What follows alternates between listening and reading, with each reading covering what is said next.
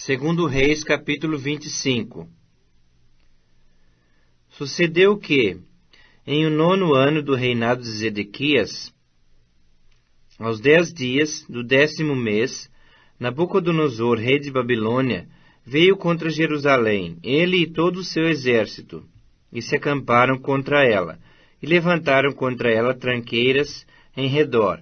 A cidade ficou sitiada, até ao 10º ano do rei Zedequias. Aos 9 dias do 4º mês, quando a cidade se via apertada da fome, e não havia pão para o povo da terra, então a cidade foi arrombada, e todos os homens de guerra fugiram de noite pelo caminho da porta que está entre os 2 muros, perto do jardim do rei, a despeito de os caldeus se acharem contra a cidade em redor. O rei fugiu pelo caminho da campina, porém o exército dos caldeus perseguiu o rei Zedequias e o alcançou nas campinas de Jericó. E todo o exército deste se dispersou e o abandonou. Então o tomaram preso e o fizeram subir ao rei da Babilônia, a Ribla, o qual lhe pronunciou a sentença. Aos filhos de Zedequias mataram à sua própria vista, e a ele lhe vazaram os olhos. Ataram-no com 2 cadeias de bronze e o levaram para a Babilônia. No 7º dia do 5º mês do ano 19º de Nabucodonosor, rei de Babilônia, Nebuzaradã, chefe da guarda e servidor do rei de Babilônia, veio a Jerusalém e queimou a casa do Senhor e a casa do rei, como também todas as casas de Jerusalém. Também entregou às chamas todos os edifícios importantes. Todo o exército dos caldeus, que estava com o chefe da guarda, derribou os muros em redor de Jerusalém. O mais do povo que havia ficado na cidade, os desertores que se entregaram ao rei da Babilônia, e o mais da multidão, Nebuzaradã, o chefe da guarda, levou cativos.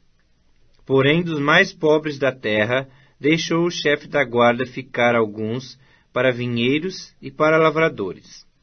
Cortaram em pedaços os caldeus as colunas de bronze que estavam na casa do Senhor, como também os suportes e o mar de bronze que estavam na casa do Senhor, e levaram bronze para a Babilônia. Levaram também as panelas, as pás, as espevitadeiras, os recipientes de incenso e todos os utensílios de bronze, com que se ministrava. Tomou também o chefe da guarda os braseiros, as bacias e tudo quanto fosse de ouro ou de prata. Quanto às 2 colunas, ao mar e aos suportes que Salomão fizera para a casa do Senhor, o peso do bronze de todos esses utensílios era incalculável. A altura de uma coluna era de 18 côvados, e sobre ela havia um capitel de bronze de 3 côvados de altura. A obra de rede e as romãs sobre o capitel ao redor, tudo era de bronze. Semelhante a esta era a outra coluna com a rede.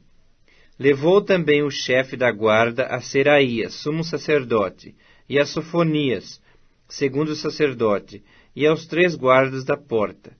Da cidade tomou a um oficial, que era comandante das tropas de guerra, e a 5 homens dos que eram conselheiros do rei, e se achavam na cidade, como também ao escrivão-mor do exército, que ali estava o povo da terra, e a 60 homens do povo do lugar, que se achavam na cidade.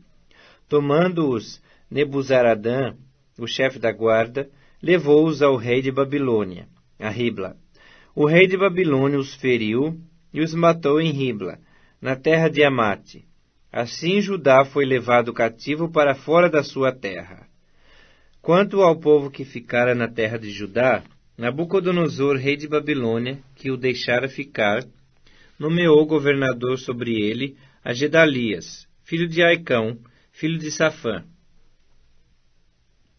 Ouvindo, pois, os capitães dos exércitos, eles e os seus homens, que o rei da Babilônia nomeara governador a Gedalias, vieram ter com este a Mispa, a saber, Ismael, filho de Netanias, Joanã, filho de Careá, Seraías, filho de Tanumete, o netofatita, e Jazanias, filho do Maacatita, eles e os seus homens. Gedalias jurou a eles e aos seus homens e lhes disse: Nada temais da parte dos caldeus.